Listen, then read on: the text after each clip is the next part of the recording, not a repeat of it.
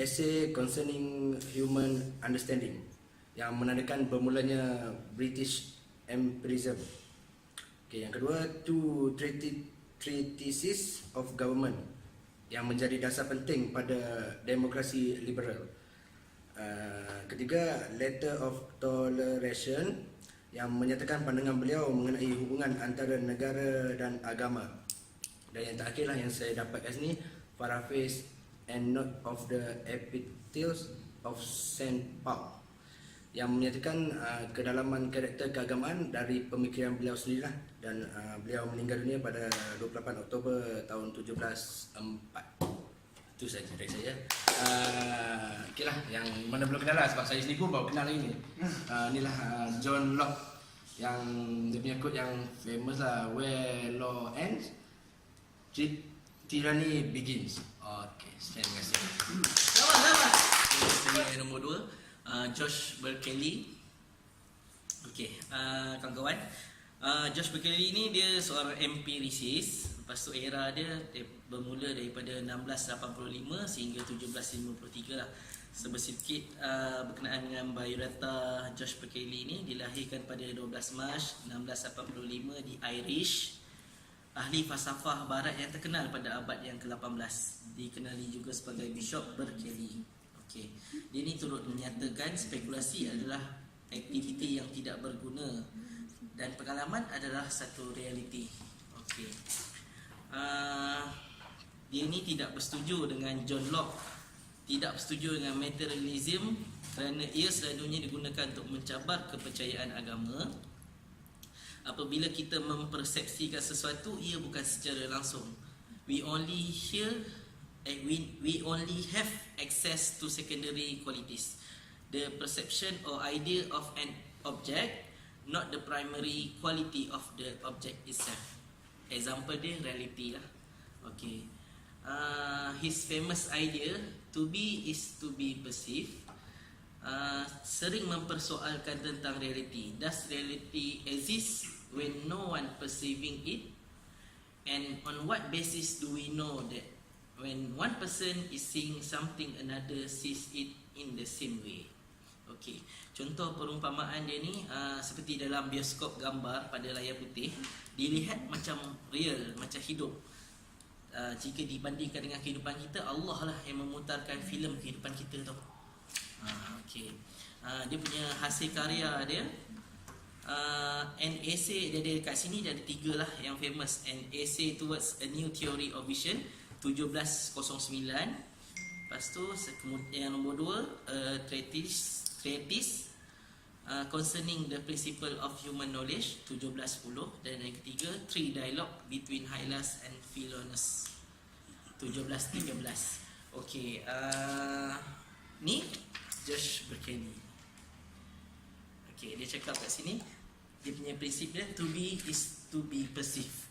Okey, itu saja tu. Terima kasih. Yang terakhir saya akan cerita tentang Thomas Hobbes. Okey kawan-kawan, Thomas Hobbes ni adalah seorang English philosopher. Beliau terkenal sebagai pengasas modern political philosophy. Beliau hidup pada tahun 1588 hingga 1679. Di dalam sains politik, beliau mengarang sebuah buku yang berjudul Leviathan, yang mana buku ni beliau menekankan konsep kedaulatan, iaitu ketaatan kepada pemerintah.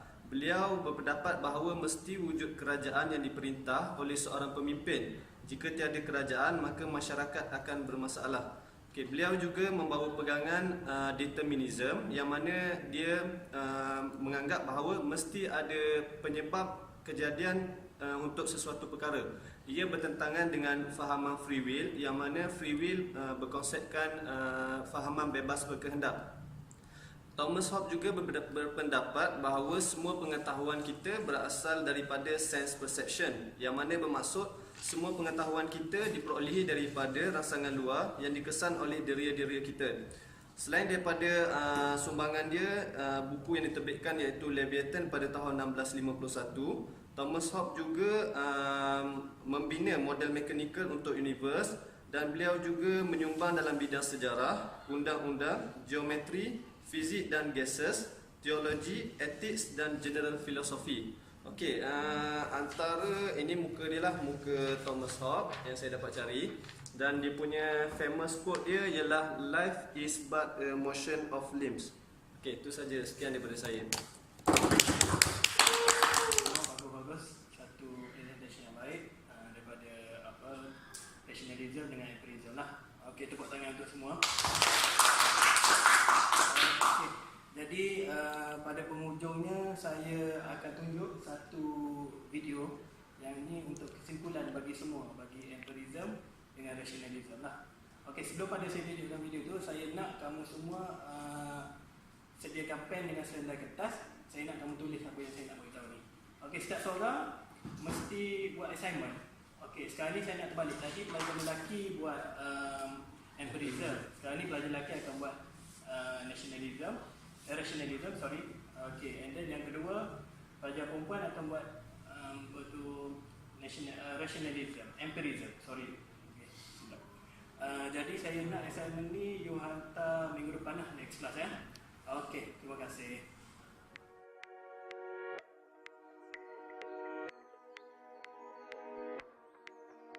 The dispute between rationalism and empiricism is that rationalism says that we are dependent through senses to gain knowledge, and empiricism says that knowledge can only be gained by sense experience, and that it is the ultimate source of reality. Empiricism is often regarded as the opposite of rationalism. René Descartes and Immanuel Kant are the most famous representatives of these ideas.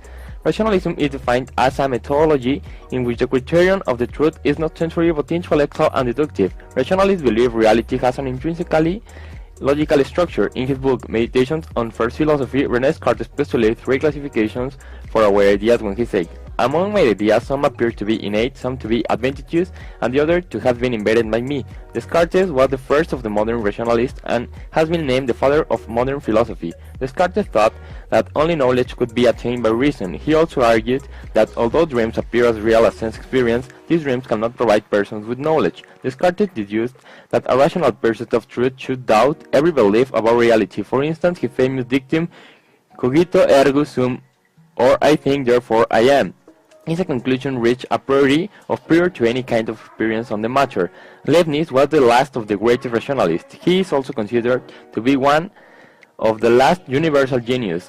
In Leibniz's view, there are infinite many simple substances which he called monads. He developed this in response to Descartes. Monads are the fundamental unit of reality.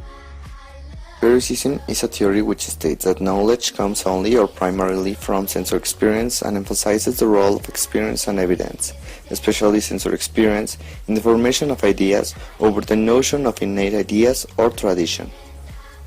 Empiricism says that the origin of all human knowledge is experience, particularly our observation of the world rather than intuition or faith.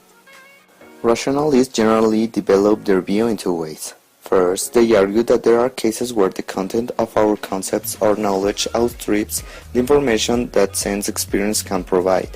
Second, they construct accounts of how reason in some form or other provides that additional information about the world.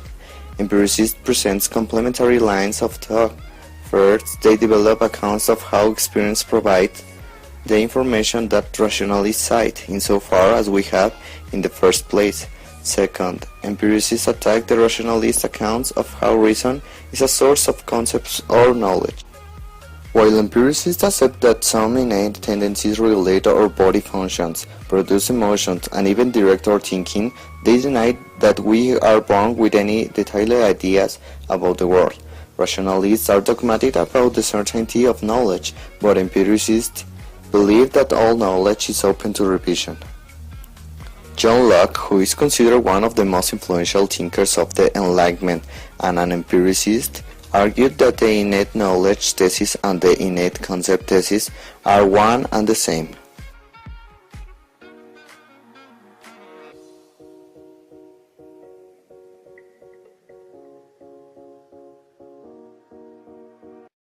Created using Powtoon.